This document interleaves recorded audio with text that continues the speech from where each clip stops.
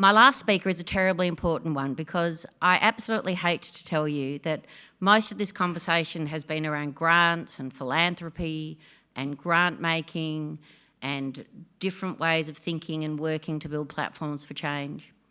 But let me tell you that grants and philanthropy are some paltry contributor of about 2% of the capital we need, less than 2% of the capital we need to solve the world's problems. That everybody sitting in this room, in many respects, is sitting here falsely believing that grants and philanthropy, which took me some time to work out, but it was very, I think, influential, that grants and philanthropy are only a very, very small part of this puzzle. And one of the things that I think is absolutely fundamental to evaluating for impact, one of the things that I think is going to flip the chart, is a much deeper understanding of how blended capital, investment, corpuses, and things on that side of the ledger are going to make a profound contribution to the impact agenda. And so it gives me great delight in introducing Sam Richards, Managing Director, I think you are, Sam, of Bright Light Impact, who is going to talk to us today about why what's happening on the investment side of your organisations is absolutely, probably has more potential than anything else we've talked about today, and how your grant making can facilitate and unlock that potential in ways that truly can make a difference to address some of the challenges we're thinking about. Over to you, Sam.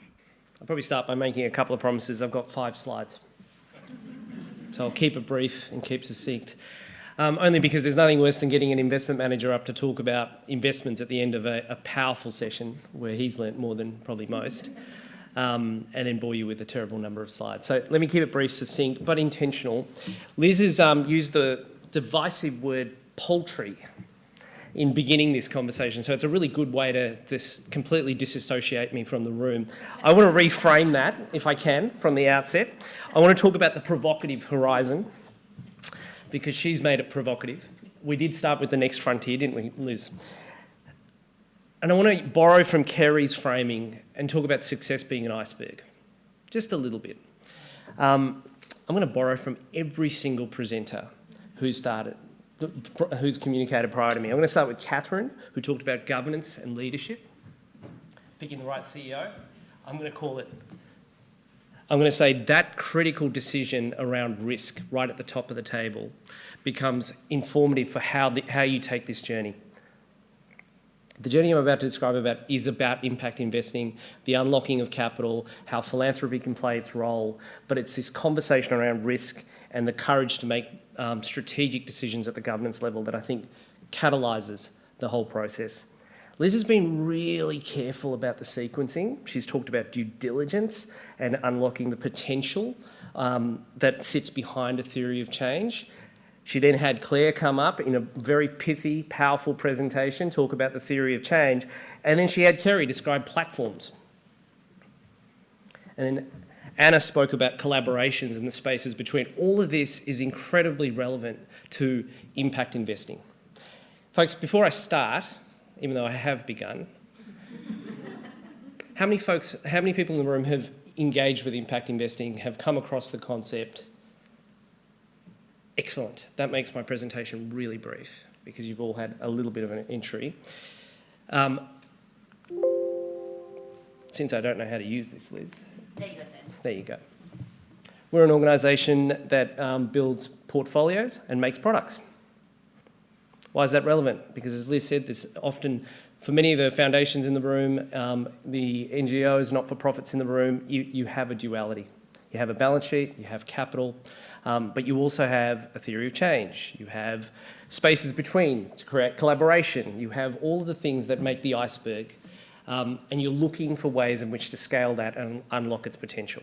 And capital is just one part of that, let me say that, very, very humbly. Okay. So we build products and portfolios, and we bring a global perspective to that. We have roughly 740 million in assets under management, which in my industry is really, really small. But it's spread across the United States, Japan, Australia, New Zealand. And so that offers us insights around how folks are thinking about solving and tackling problems in lots of different ways across the world. because I promised to be brief, I am going to keep it brief. This is the spectrum that investors think about. Everything from traditional investing, which is seeking financial returns, all the way through this concept of responsible investing, which often begins by excluding bad things from the way our products are made or our portfolios are built, through to sustainable investing, which is a step towards building a more sustainable world, and uses concepts like ESG, which is a presentation in its own right. But where I want to live in this conversation is somewhere between thematic impact investing and impact-first investing, and of course philanthropy, which is just a poultry, according to Liz. The difference between these two things: thematic impact investing and impact-first investing. Both seek financial returns, both aim to achieve measurable impact outcomes. Quite often, it's about risk. As Catherine said right at the start, you've got to understand and be willing to take risk. Liz has reiterated that multiple times. You've got to learn from the mistakes you make. Part of what I wanted to share with you today is the power of this room is that you can take risk in different ways. You've got a mandate to take risk in a different way to how investors can take risk. And so as you think about the spectrum, understand the role that you can play. And part of what we're going to unpack in a couple of slides' time is how these things come together, the convergence of things, so to speak.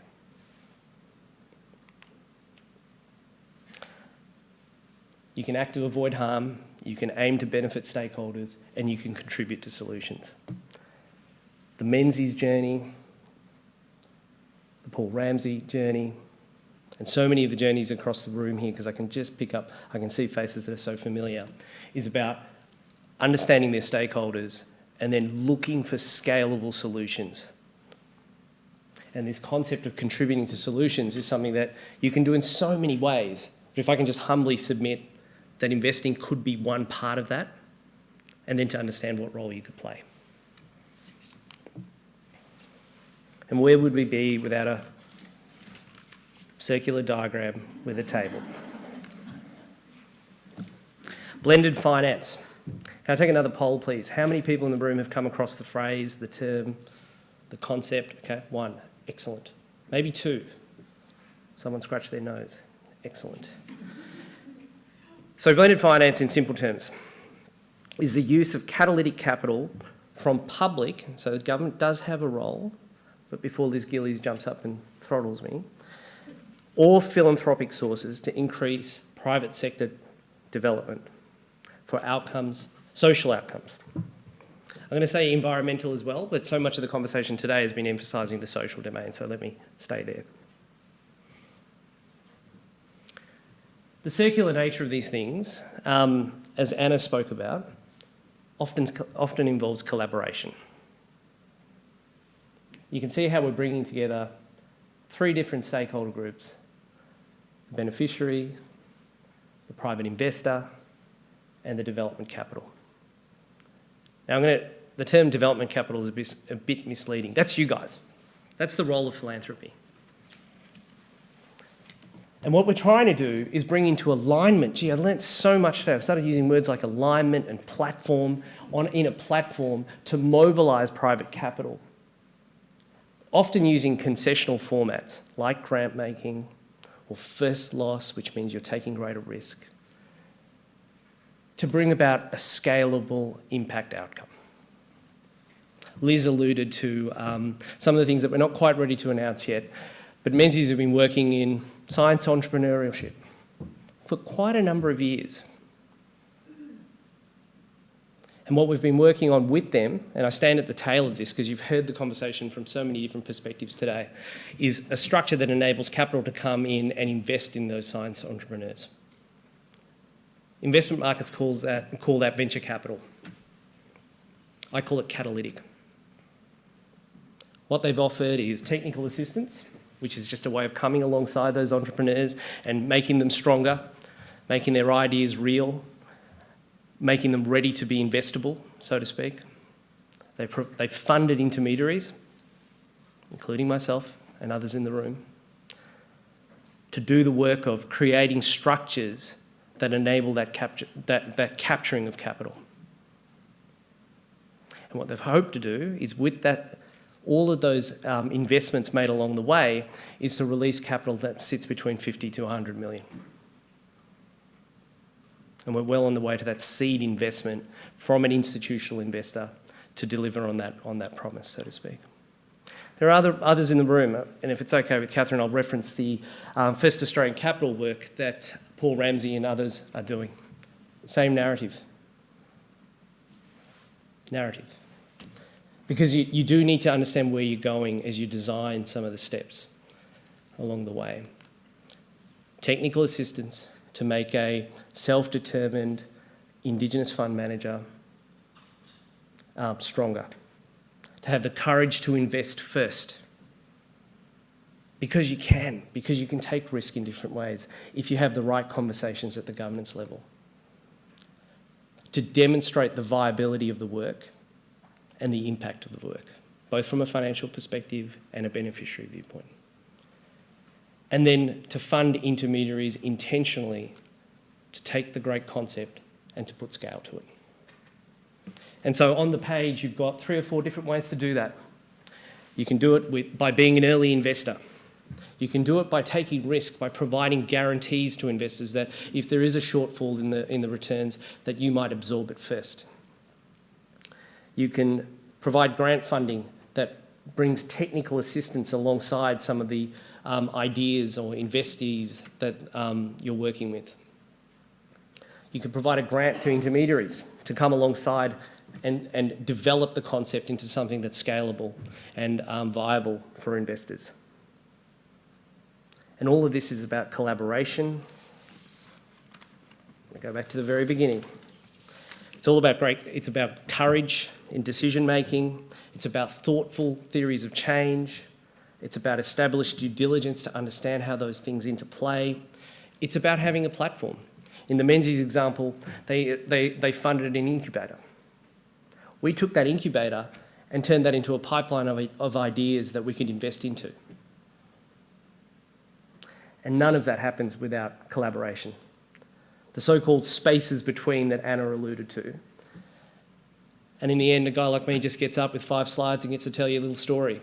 But there's so much beneath the iceberg that leads to this moment. And I guess, noting the time that we have, this is really just an entree to what I hope will be a broader conversation.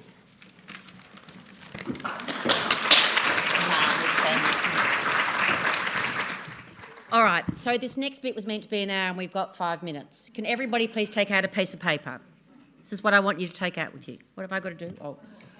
Can everybody please take out a piece of paper? And I want you to write down, in 2 minutes, I want you to write down your organisation's vision and mission.